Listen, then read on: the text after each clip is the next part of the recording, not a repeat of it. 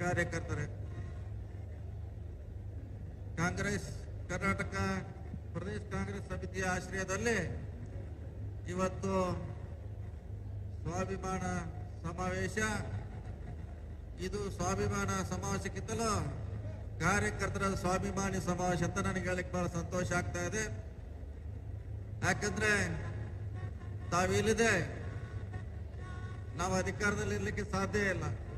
ನಿಮ್ಮ ಶ್ರಮ, ನಿಮ್ಮ ಪ್ರಯತ್ನ, ನಿಮ್ಮ ಹೋರಾಟದ ಫಲವಾಗಿ ಇವತ್ತು ಕರ್ನಾಟಕದಲ್ಲಿ ಸಿದ್ದರಾಮಯ್ಯ ನೇತೃತ್ವದಲ್ಲಿ ಸರ್ಕಾರ ರಚನೆ ಆಗಿದೆ. ಅದಕ್ಕಾಗಿ ನನಗಿದು ತಮ್ಮೆಲ್ಲರ ಸ್ವಾಭಿಮಾನ ಸಮಾವೇಶ ಅಂತ ಹೇಳಕ್ಕೆ ನನಗೆ ಬಹಳ ಹೆಮ್ಮೆ ಆಗ್ತಾ ಇದೆ.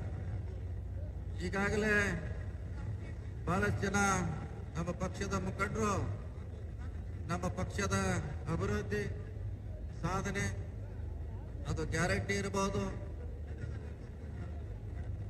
SC STಗಳಿಗೆ ಅನುದಾನ ಇರಬಹುದು, ಒಟ್ಟಾರೆ ಆಗಿರುವಂತಹ ಈ ರಾಜ್ಯದ ಅಭಿವೃದ್ಧಿ ಇರಬಹುದು, ಗ್ಯಾರಂಟಿಗಳಿರಬಹುದು, ಇವೆಲ್ಲ ಸಿದ್ದರಾಮಯ್ಯ ನೇತೃತ್ವದ ಸರ್ಕಾರ ಈ ರಾಜ್ಯದ ಜನತೆಗೆ ಕೊಡುವಂತ ಪ್ರಾಮಾಣಿಕ ಪ್ರಯತ್ನ ಮಾಡಿದೆ. ಮೊನ್ನೆ ನಾವು 3 ವಿಧಾನಸಭೆ ಚುನಾವಣೆ ಗೆದ್ದ ಸಂದರ್ಭದಲ್ಲಿ ಇವತ್ತು ಕಾಂಗ್ರೆಸ್ಗೆ ಅದು ಅಭಿನಂದನೆ ಹೇಳದಿರಬಹುದು ಅಥವಾ ನಮ್ಮ ಒಗ್ಗೂಟ ಇರಬಹುದು, ನಾವು ಒಂದೇ ವೇದಿಕೆಯಲ್ಲಿ ಇವತ್ತು ಪಕ್ಷವನ್ನ ಸಂಘಟಿಸುವಂತ ಸಂದೇಶವನ್ನು ಕೊಡುವಂತ ಪ್ರಯತ್ನ ಅದು ಹಾಸನ್ನಿಂದ ಮಾಡ್ತಾ ಇದ್ದೀವಿ. ಈ ಕಾರ್ಯಕ್ರಮ ರಾಜ್ಯದ ಎಲ್ಲ ಮೂಲೆ ಮೂಲೆಗಳಲ್ಲಿ ಆಗಬೇಕಂತ ನನ್ನ ಬಯಕೆ ಇದೆ. ಎಲ್ಲಿವರೆಗೆ ನಾವು ಕಾರ್ಯಕರ್ತರು ಕೆಲಸ ಮಾತ್ರ ಪಕ್ಷದ ಪರವಾಗಿ, ಅಲ್ಲಿವರೆಗೆ ಪಕ್ಷ ಖಂಡಿತವಾಗಿ ಗಟ್ಟಿಯಾಗಿರ್ತದೆ. ತಮ್ಮನ್ನು ಕೂಡ ನಮ್ಮ ಪಕ್ಷ ಅಷ್ಟೇ ಗೌರವದಿಂದ, ಅಷ್ಟೇ ಸ್ವಾಭಿಮಾನದ ನೋಡುವಂತ ಪ್ರಯತ್ನ ಕೂಡ ನಮ್ಮ ಪಕ್ಷ ಮಾಡಬೇಕಂತ ನಾನು ಪಕ್ಷದಲ್ಲಿ ಕೂಡ ವಿನಂತಿ ಮಾಡ್ತಾ ಇದ್ದೇನೆ. ತಮ್ಮನ್ನ ಬಹಳ ಗೌರವಯುತವಾಗಿ ಕಾಣಬೇಕಾಗಿದೆ. ನಮ್ಮಿಂದಲೇ ಇವತ್ತು ಯಾವುದೇ ಸರ್ಕಾರ, ಅದು ಕೇಂದ್ರದಲ್ಲಿ ಇರಬಹುದು, ಇವತ್ತು ರಾಜ್ಯದಲ್ಲಿ ಇರಲಿಕ್ಕೆ ತಮ್ಮ ಬಹಳ ಮಹತ್ವವಾದಂತ ಜವಾಬ್ದಾರಿ ಇದೆ, ತಮ್ಮ ನಿಷ್ಠೆ ಇದೆ. ಈ ಪಕ್ಷಕ್ಕೆ ಗೌರವ ಇರುತ್ತಾ ಇವತ್ತೆಲ್ಲ ನಾವು ಬಹಳಷ್ಟು ಅಧಿಕಾರದಲ್ಲಿ ಇದ್ದೀವಿ.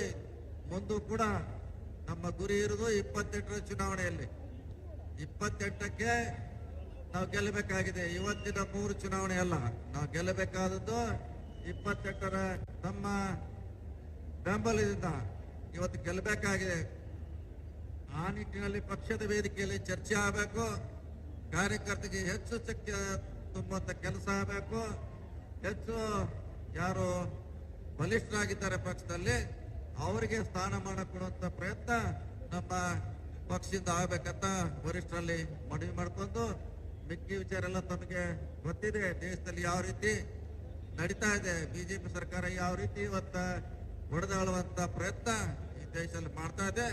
ಕಾಂಗ್ರೆಸ್ ಪಕ್ಷ ಅದನ್ನ ಒಗ್ಗೂಡಿಸುವಂತ ಪ್ರಯತ್ನ ನಮ್ಮ ಮೂಲಕ ಮಾಡಲಿ ಅನ್ನೋ ಮಾತನ್ನು ಹೇಳುತ್ತಾ, ನಮ್ಮ ಗುರಿ, ನಮ್ಮ ಲಕ್ಷ್ಯ 28ರ ವಿಧಾನಸಭಾ ಚುನಾವಣೆಗೆ ಇರ್ಲಿ ಅನ್ನೋ ಮಾತನ್ನ ಹೇಳುತ್ತಾ, ನಮ್ಮ ಆಶೀರ್ವಾದ ಆ ಚುನಾವಣೆಯಲ್ಲಿ ಹೆಚ್ಚಬೇಕಂತೇಳಿ ನನ್ನ ಮಾತು ಮುಗಿಸು. ನಮಸ್ಕಾರ ಎಲ್ಲರಿಗೂ.